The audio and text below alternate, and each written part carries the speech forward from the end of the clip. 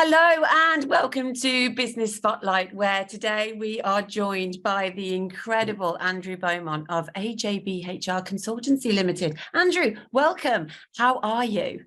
Oh no, it's great to see you. Thank you for having me. Absolute pleasure. Thank you very much for joining us. Now, I never delay, I jump straight in. So my first question is, Andrew, tell us what you do and how long you've been doing it for.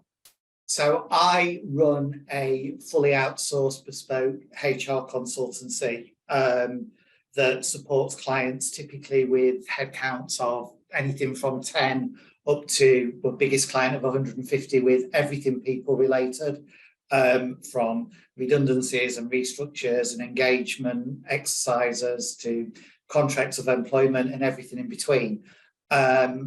My business was 4 years old in March, 13th of March, I was 4 years old. Happy birthday from the 13th of March. Amazing, amazing. What motivated you to start the business, Andrew?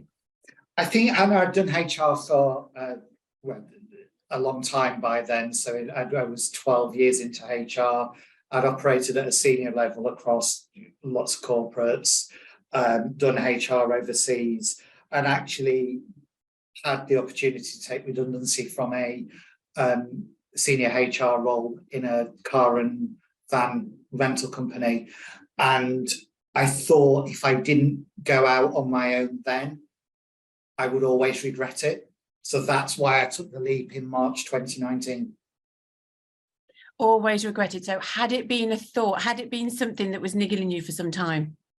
I've done IT, HR in IT as an industry, and I'd seen a lot of people working as contractors and using the contract model and being self-employed throughout that. And I actually thought, do you know what? I think that's something I could do in terms of the model.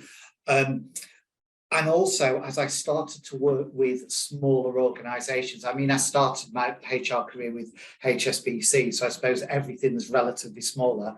But as the size of the organisations was getting smaller, there was less and less need for HR, which led to the redundancy. And actually, I thought, this is your opportunity to do HR for more than one client, more than one organisation, and kind of bring the expertise and the knowledge across various different organisations and sectors. And help more people. No, yeah. I hear you. Yeah. Has it been everything that you hoped it would be over the time that you've had the 4 years? So it absolutely has. It's been hard work. It's been incredibly hard work. I think I'm right now, I'm more comfortable in the business than I've been all the way through.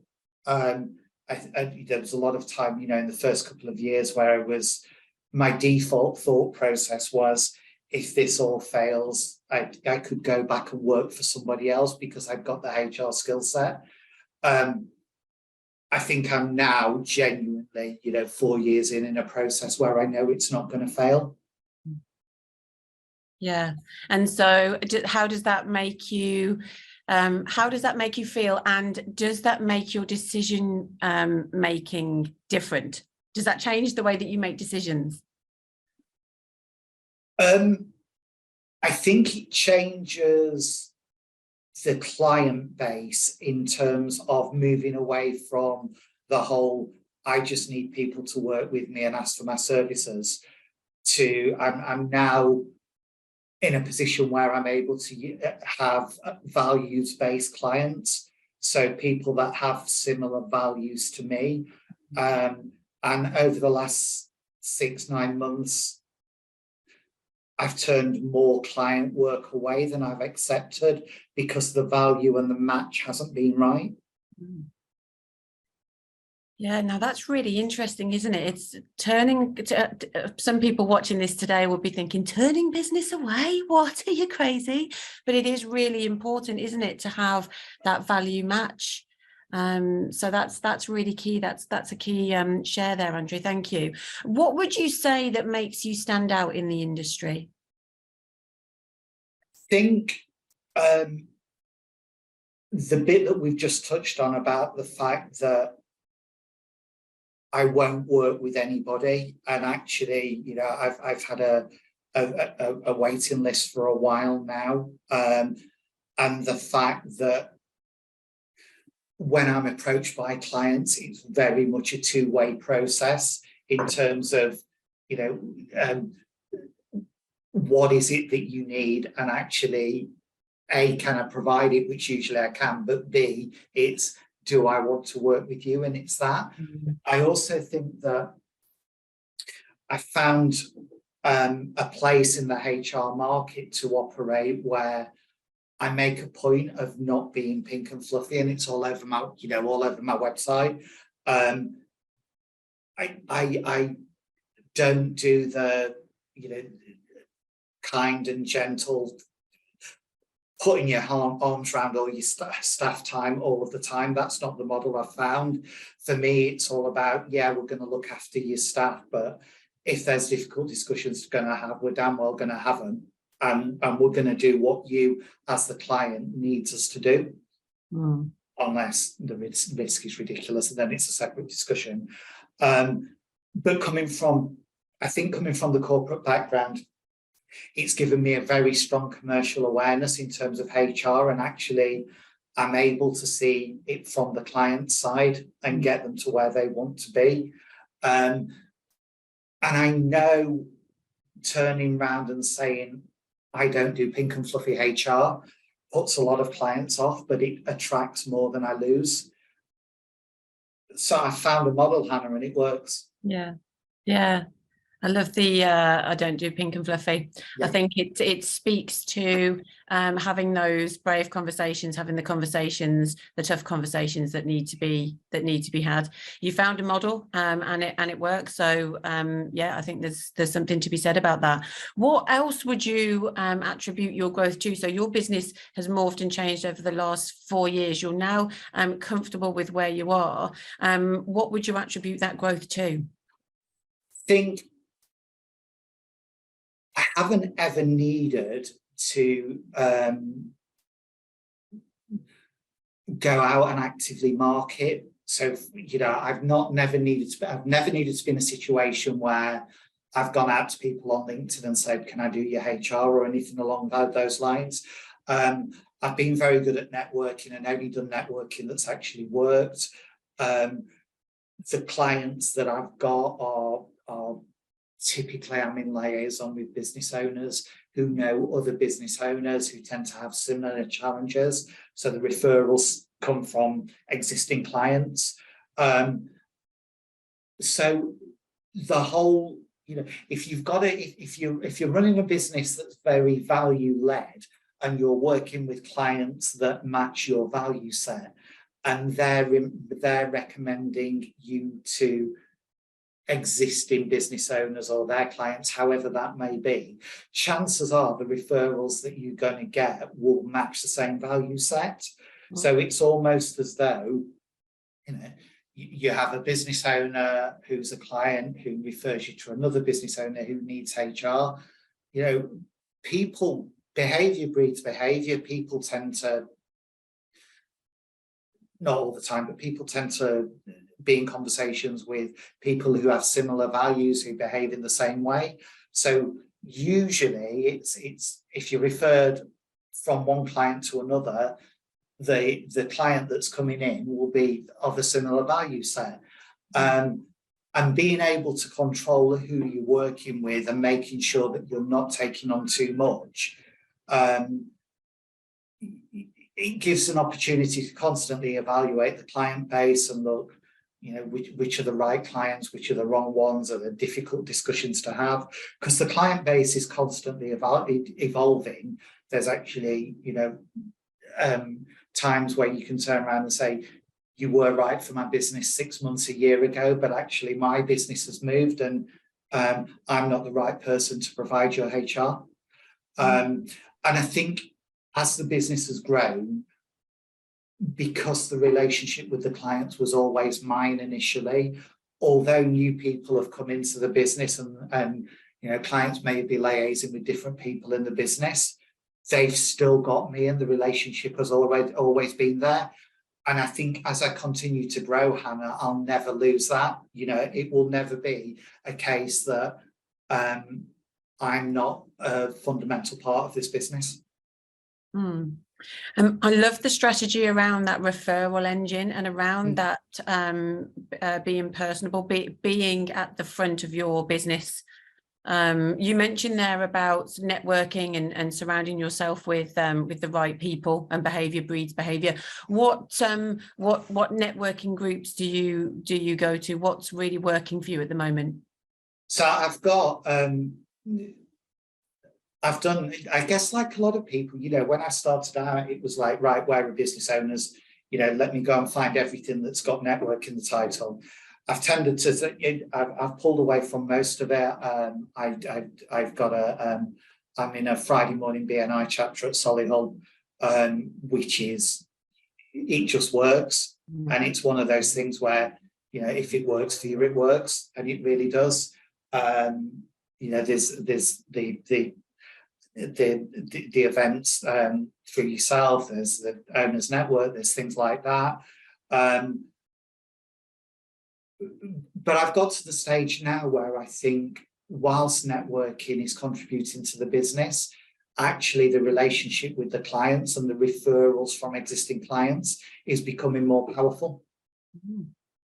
Yeah, definitely. Yeah, that referral engine and the strategy around that. Absolutely. Well, it sounds like you keep yourself really busy with the networking and driving the business forward. But tell me, how do you balance your personal life with the demands of running a business? It's been a challenge, and it's still a challenge, you know, at various times. I think I have a model that's exclusively retained, which again is slightly different within the HR population. So effectively, clients get as much or a little as HR support as they need. As the client base has grown and the number of clients have come in, there are times where that can become a little bit difficult to manage, but I'm working through that. I had two big learns, Hannah, over the last 4 years, I think. The first thing is you can't do everything. You know, you think you can, but actually, you know, I'm a HR professional. That's me. You know, 4 years ago, I knew how to do HR. I'd got no idea how to run a business. So I went out on my own and thought, right, you can do this. And you realize you can't do everything. So, and I guess this applies to a lot of the clients as well, that you have to outsource, you know, you know, my social media goes out, my accountancy goes out, and so on and so forth. My coaching goes, you know, I've got a very good business coach.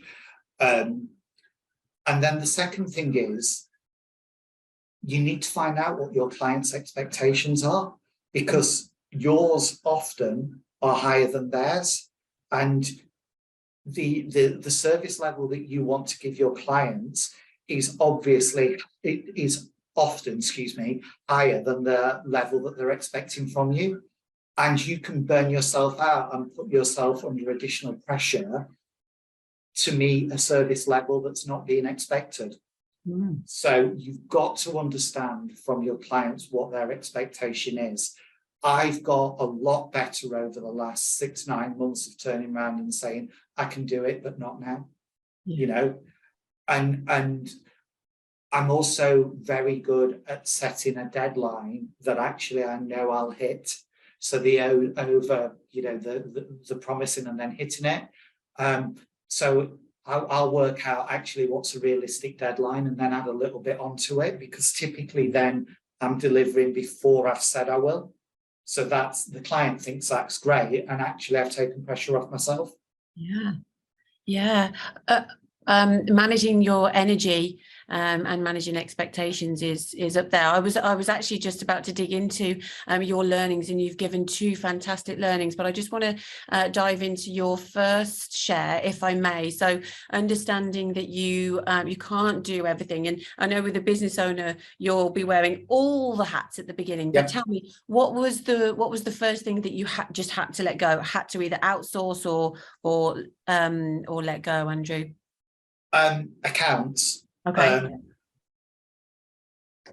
And I think it's one of those things where actually, depending on what you do as a business, the first thing that you let go might be different, because, you know, I have got clients where the first thing that I let go was HR. But for me, I'd spent a year of effectively having my business accounts on a spreadsheet. You know, and I would go Monday to Friday, I would do client work, and typically in that first year, Saturday and Sunday, I was doing my accounts. That was the model. And then I got accountancy software. I got a very good accountant, and suddenly that's immediately gone. So I've now got to the stage where if it's not something that's going to add value to the business, I don't want to do it. You know, it can go elsewhere. So that's a really big learn for me about how much is my time worth versus what can I let go to other people. Yeah, it's common. I hear it often that there is a need to hold on to everything within the business, and what we find is that then holds the business back. So it's brilliant to hear that early on you identified that working on a weekend doing your accounts really wasn't working, and so handing those over has just released the time, you know, aided you in your growth. So no, great share, thank you so much. What would you say, no, let's go over here. Where would you see yourself in the next 5 years, Andrew? And if you could give one piece of advice to a business owner looking to grow, what would it be?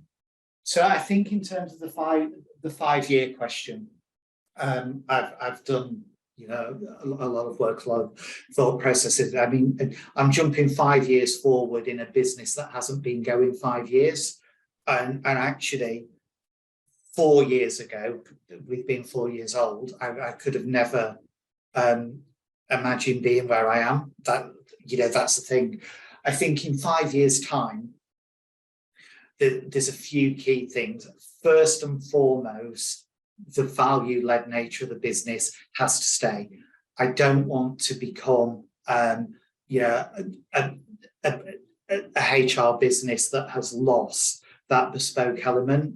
You know, I want to be the person who is, when client retainers are expiring, I want to be the person that's going to talk to, you know, business owner to business owner about how's it been, you know, that kind of thing. I don't ever want to lose that. So that's the first thing. I'd like to move away from doing the HR. So actually have, you know, be the business owner, but have HR consultants who are dealing with the HR work. Because at the moment, I'm kind of doing both. So I'd like to move away from that.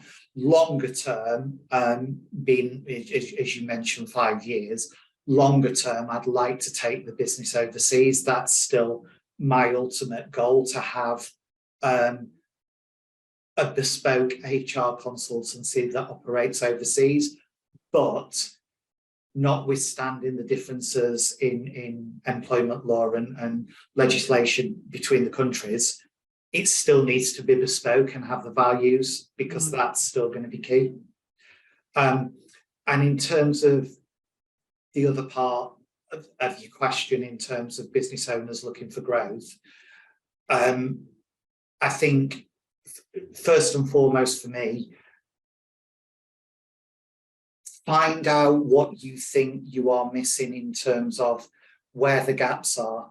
What can you actually do with help with, and focus the energy into that. And coaching's a good example of that, because if you're going to benefit more from having one-to-one coaching, then don't go down a coaching route that's a mastermind, you know, where it's one-to-many. You've got to find what your gap is, because every business owner has something that they're good at, because that's the business that they're running.